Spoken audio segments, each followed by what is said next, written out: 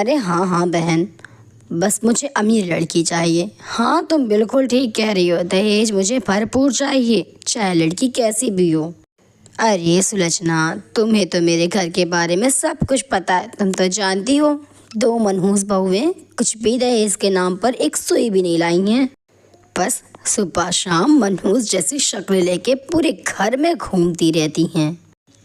आशा दीदी, देख रही हो ना, माँ जी को हमसे कोई मतलब नहीं है, उन्हें सिर्फ अमीर बहू चाहिए। अरे हम इनके लिए क्या कुछ नहीं करते।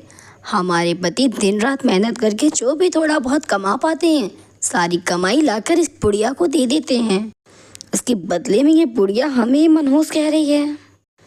तुम मत फिक्र करो, एक न एक दिन इन्हें ज़रूर समझ आएगा कि हम इनके लिए मनहूस हैं या इनके घर की रौनक हैं। सरिता की दोनों बहुएं वर्षा और आशा घर के सारे कामकाज करती, बखूबी अपने सास का भी ध्यान रखती थी। आशा और वर्षा के पति जो भी थोड़ा बहुत कमाते थे, वो सीधा अपनी सारी कमाई अपनी माँ के हाथ में देते थे। इसके बावजूद वर्षा और आशा चुप रहती थी और अपनी सास की खिदमत में लगी हुई होती थी कि शायद कोई ना कोई दिन तो इनकी सास को इनकी कदर ज़रूर होगी। लेकिन सास, उसे तो सिर्फ अमीर बहू चाहिए थी।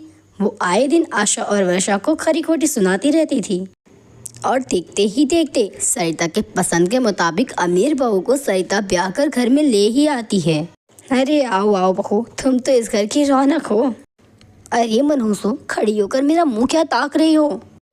क्या तुम्हें दिखता नहीं है कि तुम्हारी देवरानी कितनी थकी होगी? वो कितनी देर से खड़ी हुई है। तुम दोनों जाकर उसके कमरे की सजावट करो। वैसे आज तो हमारी देवरानी की पहली रसोई होगी। चलो आज तो हमें छुटकारा मिला इस रसोई से। उतने में सरिता आती है। तुम दोनों मनहूसो अब तक यहीं पर क्यों बैठे हो? अरे नाश्ता नहीं बनाना है क्या? तुम्हें पता नहीं है कि तुम्हारी अमीर देवरानी कमरे में इंतजार कर रही है नाश्ता का, और उसे भूखे रहने की बिल्कुल आदत नहीं होगी तुम्हारी तरह। तुम तो गरीब घर से हो ना, तुम्हें तो भूखे रहने की आदत सी होगी। खुद के जैसा समझ रखा है क्या मेरी बहू को?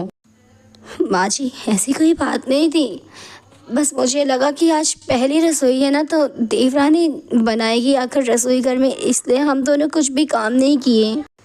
तुम दोनों का दिमाग तो ठीक है। अरे मेरी अमीर बहू और रसोई घर में जाकर खाना बनाएगी? अरे वो अमीर घर से है, उसे एसी में रहने की आदत है, और रसोई घर में बहुत गर्मी है, उससे घर के काम नहीं होंगे। घर के काम तो तुम दोनों को ही करने होंगे। चलो अब खड़ी खड़ी मेरा मुंह क्या देख रही हो? जाओ और रसोई घर में बहू के लिए नाश्ता बना कर लेकर आओ। चलो तुम दोनों मनहूसो काम पर लग जाओ, और मैं जा रही हूँ अपनी अमीर बहू के कमरे में एसी की ठंडी ठंडी हवा लेने। अरे एसी की तो मज़े ही कुछ और होते हैं। मेरी अमीर बहू धन्य हो, मेरी तो किस्मत ही खुल गई है ऐसी अमीर बहू पाकर। सरिता अमीर बहू के गुण गाते हुए उसके कमरे में जाती ही है। अरे डार्लिंग, ये आपकी माँ कितने चिपको टाइप की हैं। ये तो इस कमरे में चिपक गई हैं, जाने का नाम ही नहीं लेती। अरे नाराज क्यों होती हो? अभी मैं माँ को मना कर दूंगा। अरे उनकी तो आदत है, कमरे में आके बैठ जाती है। मुझे भी बड़ी देर से चिढ़ हो रही थी, पर मैं क्या करूँ, मजबूर हूँ ना। वो मेरी माँ है जो, अब बचपन से लेके अब तक तो उन्होंने एसी देखी नहीं है, तो बस एसी देखकर पागल हो गई हैं। अभी मैं उन्हें बताता हूँ।